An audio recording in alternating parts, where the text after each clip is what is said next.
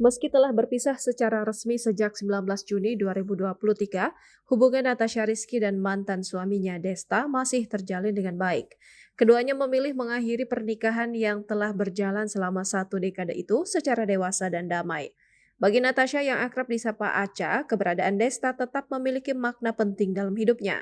Ia tak segan menyampaikan bahwa peran Desta sebagai ayah dari ketiga anak mereka membuatnya akan selalu menjadi sosok yang tak tergantikan. Saat ini, baik Aca maupun Desta belum memiliki pasangan baru. Hal ini menurut Aca, membuat hubungan mereka terasa seperti saudara kandung. Meski demikian, Aca tetap menegaskan bahwa kedekatan mereka tetap berada dalam batas-batas yang wajar. Ia menyadari bahwa hubungan mereka kini telah berubah secara hukum dan agama. Tapi tetap dengan batasan ya, karena kita kan emang udah bukan mahram.